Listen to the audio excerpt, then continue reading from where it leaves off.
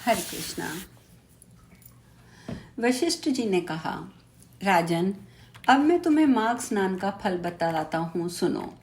जो लोग होम, यज्ञ तथा इष्टापूर्त कर्मों के बिना ही उत्तम गति प्राप्त करना चाहते हो, वे माघ में प्रातःकाल बाहर के जल में स्नान करें। जो गौ, भूमि, तिल, वस्त्र, सुवर्ण, धान्य आदि वस्तुओं का दान किए बिना ही स्वर्ग लोग जाना चाहते हो, वे माघ में सदा प्रातःकाल स्नान करें। जो 3 रात तक उपवास, कृच्छ और पराग आदि व्रतों के द्वारा अपने शरीर को सुखाए बिना स्वर्ग पाना चाहते हो, उन्हें भी माघ में सदा प्रातःकाल स्नान करना चाहिए। वैशाख में जल और अन्न का दान उत्तम है। कार्तिक में तपस्या और पूजा की प्रधानता है तथा माघ में जप, होम और दान, ये तीनों बातों की विशेषता है। जिन लोगों ने माघ में प्रातः स्नान, नाना प्रकार का दान, भगवान विष्णु का स्तोत्र पाठ किया है, वे ही दिव्य धाम में आनंद पूर्वक निवास करते हैं। प्रिय वस्तु के त्याग और नियमों के पालन से माघ मास सदा धर्म का साधक होता है और अधर्म की जड़ काट देता है। यदि सकाम भाव से माघ स्नान किया जाए तो उससे मनोवांछित फल की सिद्धि होती है और निष्काम भाव से स्नान आदि करने पर वह मोक्ष देने वाला होता है। निरंतर दान करने वाले, वन में रहकर तपस्या करने वाले तथा सदा अतिथि सत्कार में संलग्न रहने वाले पुरुषों को जो दिव्य लोक प्राप्त होते हैं, वे ही माघ स्नान करने वालों को भी मिलते हैं। अन्य पुण्यों से स्वर्ग में गए हुए मनुष्य पुण्य समाप्त होने पर वहां से लौट आते हैं, किंतु माघ स्नान करने वाले मानव कभी वहां लौटकर नहीं आते। माघ स्नान से बढ़कर कोई पवित्र और पाप नाशक व्रत नहीं है। इससे बढ़कर कोई तप और उससे बढ़कर कोई महत्वपूर्ण साधन नहीं है। यही परम हितकारक और तत्काल पापों का नाश करने वाला है। महर्षि भृगु ने मणिकर पर्वत पर कहा था, जो मनुष्य माघ के महीने में, जब उषा काल की लालिमा बहुत अधिक हो, गांव के बाहर नदी या पोखरे में नित्य स्नान करता है, वह माता पिता और माता के कुल की 7 पीढ़ियों का उद्धार करके स्वयं देवताओं के समान शरीर धारण करके स्वर्गलोक में चला जाता है। यह सुनकर दिलीप महाराज ने पूछा, ब्राह्मण, महर्षि भृगु ने किस समय मणि पर्वत पर विद्याधर को धर्मोपदेश दिया था? वशिष्ठ जी बोले, राजन, प्राचीन काल में एक समय 12 वर्षों तक वर्षा नहीं हुई। इससे सारी प्रजा उद्विग्न और दुर्बल होकर 10 दिशाओं में चली गई। उस समय हिमालय और विंध्य पर्वत के बीच का प्रदेश खाली हो गया। स्वाहा, स्वधा, षटकार और वेद अध्ययन सब बंद हो गए। समस्त लोक में उपद्रव होने लगा। धर्म का तो लोप ही हो गया था, प्रजा का भी अभाव हो गया। भूमंडल पर फल, मूल, अन्न और पानी की बिल्कुल कमी हो गई। उन दिनों नाना प्रकार के वृक्षों से आच्छादित नर्मदा नदी के रमणीय तट पर महर्षि भृगु का आश्रम था। वे उस आश्रम में शिष्यों सहित निकलकर हिमालय पर्वत की शरण में गए। वहां कैलाशगिरी के पश्चिम में चित्र मणिकूट नामक पर्वत है, जो सोने और रत्नों का बना हुआ है। उस परम रमणीय पर्वत श्रेष्ठ को देखकर अकाल पीड़ित महर्षि भृगु का मन बहुत प्रसन्न हुआ। उन्होंने वहीं अपना आश्रम बना लिया। उस मनोहर शैल पर वनों और उपवनों में रहते हुए सदाचारी भृगु जी ने दीर्घ काल तक भारी तपस्या की। इस प्रकार जब ब्रह्म ऋषि भृगु जी वहां अपने आश्रम पर निवास करते थे, एक समय एक विद्याधर अपनी पत्नी के साथ पर्वत से नीचे उतरा। वे दोनों मुनि के पास आए और उन्हें प्रणाम करके अत्यंत दुखी होकर एक और खड़े हो गए। उन्हें इस अवस्था में देख महर्षि ने मधुर वाणी में पूछा, विद्याधर, विद्याधर, प्रसन्नता के साथ बताओ, तुम दोनों दुखी क्यों हो? विद्याधर ने कहा, द्विश्रेष्ठ, मेरे दुख का कारण जो है वह मैं आपको बताता हूँ, आप सुनिए। मैं पुण्य का फल देने वाले देवलोक में गया। वहां देवता का शरीर, दिव्य नारी का सुख, दिव्य भोगों का अनुभव प्राप्त करके मेरा मुंह बाघ का सा हो गया। न जाने ये किस दुष्कर्म का फल उपस्थित हुआ। यही सोच सोचकर मेरे मन को कभी शांति नहीं मिलती। ब्राह्मण, एक और कारण भी है जिससे मेरा मन व्याकुल हो रहा है। ये मेरी कल्याण में पत्नी बड़ी मधुरभाषिनी तथा सुंदरी है। स्वर्गलोक में शील, उदारता, गुण समूह, रूप और यौवन की संपत्ति द्वारा इसकी समानता करने वाली एक भी स्त्री नहीं है। कहाँ तो ये देवमुखी सुंदरी रमणी, कहाँ मेरे जैसा व्याग मुख पुरुष। ब्राह्मण, मैं इसी बात की चिंता करके मन ही मन जलता रहता हूँ। भृगु जी ने कहा, विद्याधर श्रेष्ठ, पूर्व जन्म में तुम्हारे द्वारा जो अनुचित कर्म हुआ है वह तुम मुझसे सुनो। निषिद्ध कर्म कितना ही छोटा क्यों ना हो, परिणाम में वह भयंकर हो जाता है। तुमने पूर्व जन्म में माघ के महीने में एकादशी को उपवास करके द्वादशी के दिन शरीर में तेल लगा लिया था। इसी से तुम्हारा मुंह व्याघ्र के समान हो गया। पुण्यमयी एकादशी का व्रत करके द्वादशी को तेल का सेवन करने से पूर्व काल में इलानंदन पुरवर को भी कुरूप शरीर की प्राप्ति हुई थी।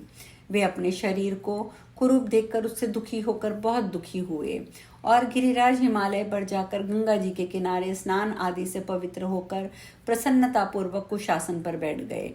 राजा ने अपनी संपूर्ण इंद्रियों को वश में करके हृदय में भगवान का ध्यान करना आरंभ किया।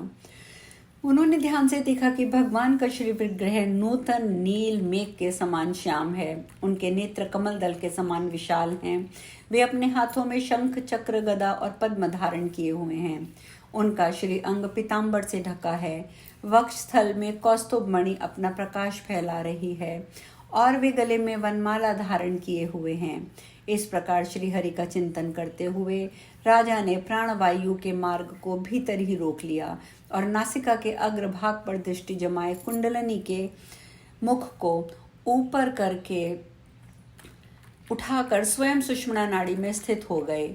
इस तरह 1 मास निराहार रहकर उन्होंने दुष्कर तपस्या की। इस थोड़े दिनों की तपस्या से ही भगवान संतुष्ट हो गए। उन्होंने राजा से 7 जन्मों की आराधना का स्मरण करके उन्हें स्वयं प्रकट हो प्रत्यक्ष दर्शन दिया। उस दिन माघ शुक्ल पक्ष द्वादशी तिथि थी। सूर्य मकर राशि पर स्थित थे। भगवान वासुदेव ने बड़ी प्रसन्नता के साथ चक्रवर्ती नरेश पुरुवा पर शंख का जल छोड़ा और उन्हें अत्यंत सुंदर और कमनीय रूप प्रदान किया।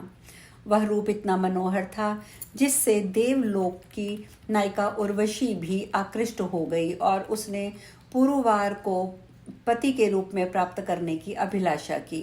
इस प्रकार राजा पुरुरवा भगवान से वरदान पाकर कृत्य कृत्य हो अपने नगर लौट आए। विद्याधर, कर्म की गति ऐसी ही है, इसे जानकर भी तुम क्यों खिन्न होते हो?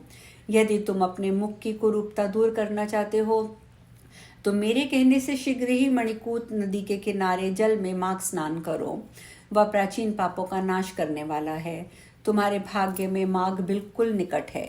आज से 5 दिन के बाद ही माघ मास आरंभ हो जाएगा।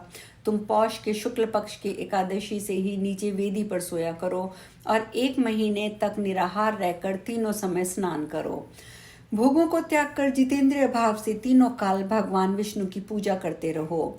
विद्याधर, जिस दिन माघ शुक्ल एकादशी आएगी उस दिन तुम्हारे सारे पाप जलकर भस्म हो जाएंगे। फिर द्वादशी के पवित्र दिन को मैं मंत्रपूत कल्याणमय जल से अभिषेक करके तुम्हारा मुख कामदेव के समान सुंदर कर दूंगा। फिर देवमुख होकर इस सुंदरी के साथ तुम सुखपूर्वक रहना। विद्याधर, माघ में स्नान के विपत्ति का नाश होता है और माघ के स्नान से पाप नष्ट हो जाते हैं। माघ सब व्रतों से बढ़कर है। यह सब प्रकार के दानों का फल प्रदान करने वाला है। पुष्कर, कुरुक्षेत्र, ब्रह्मवर्त, पृथुदक, विमुक्ति क्षेत्र, प्रयाग तथा गंगा सागर संगम में 10 वर्षों तक शौच, संतोष आदि नियमों का पालन करने से जो फल प्राप्त होता है वह माघ के महीने में 3 दिनों तक प्रातः स्नान करने से ही मिल जाता है। जिनके मन में दीर्घ काल तक स्वर्ग लोक के भोग भोगने की अभिलाषा हो उन्हें सूर्य के मकर राशि पर रहते समय जहाँ कहीं भी जल मिले प्रातः काल स्नान करना चाहिए। आयु, आरोग्य, रूप, सौभाग्य, उत्तम गुणों में जिनकी रुचि हो उन्हें सूर्य मकर राशि पर रहने तक प्रातः काल अवश्य स्नान करना चाहिए। जो नरक से डरते हैं, दरिद्रता के महासागर से जिन्हें त्रास होता है, उन्हें सर्वथा प्रयत्न पूर्वक माघ मास में प्रातःकाल स्नान करना चाहिए। देवश्रेष्ठ, दरिद्रता, पाप, दुर्भाग्य रूपी कीचड़ को धोने के लिए माघ स्नान के सिवा दूसरा कोई उपाय नहीं है। अन्य कर्मों को यदि अश्रद्धा पूर्वक किया जाए तो वे बहुत थोड़ा फल देते हैं, किंतु माघ स्नान यदि श्रद्धा के बिना भी विधि पूर्वक किया जाए तो वह पूरा पूरा फल देता है। गांव के बाहर नदी या पोखरे के जल में जाकर कहीं भी निष्काम या सकाम भाव से माघ स्नान करने वाला पुरुष इस लोक और परलोक में दुख नहीं देखता। जैसे चंद्रमा कृष्ण पक्ष में क्षीण होता है और शुक्ल पक्ष में बढ़ता है, उसी प्रकार माघ मास में स्नान करने पर पाप क्षीण होता है, पुण्य राशि बढ़ती है। जैसे समुद्र में नाना प्रकार के रत्न उत्पन्न होते हैं, उसी प्रकार माघ स्नान से आयु, धन और स्त्री आदि संपत्तियां प्राप्त होती हैं। जैसे कामधेनु और चिंतामणि मनोवांछित भोग देती है, उसी प्रकार माघ स्नान सब मनोरथों को पूर्ण करता है। सत्ययुग में तपस्या को, त्रेता में ज्ञान को, द्वापर में भगवान के पूजन को, कलयुग में दान को उत्तम माना गया है। परंतु माघ का स्नान सभी युगों में श्रेष्ठ समझा गया है। सबके लिए, समस्त वर्णों और आश्रमों के लिए माघ का स्नान धर्म की धारावाहिक वृष्टि करता है। भृगु जी के ये वचन सुनकर वह विद्याधर उसी आश्रम पर ठहर गया और माघ मास में भृगु जी के साथ ही उसने विधि पूर्वक पर्वतीय नदी के कुंड में पत्नी सहित स्नान किया। महर्षि भृगु के अनुग्रह से विद्याधर ने अपना मनोरथ प्राप्त कर लिया। फिर वह देवमुख होकर मणिक पर्वत पर आनंद पूर्वक रहने लगा। भृगु जी उस पर कृपा करके बहुत प्रसन्न हुए और पुनः विंध्य पर्वत पर अपने आश्रम में चले आए। उस विद्याधर का मणिमय पर्वत की नदी में माघ स्नान करने मात्र से कामदेव के समान मुख हो गया तथा भृगु जी भी नियम समाप्त करके शिष्यों सहित विंध्याचल पर्वत की घाटी में उतरकर नर्मदा नदी के तट पर आए। वशिष्ठ जी ने कहा, राजन, महर्षि भृगु के द्वारा विद्याधर के प्रति कहा हुआ ये माघ महात्म्य संपूर्ण भुवन का सार है। नाना प्रकार के फलों से विचित्र जान पड़ता है। जो प्रतिदिन इसका श्रवण करता है वह देवता की भांति समस्त सुंदर भोगों को प्राप्त कर लेता है। आज हम कथा में यहीं विश्राम लेंगे। शेष कल। हरे कृष्णा।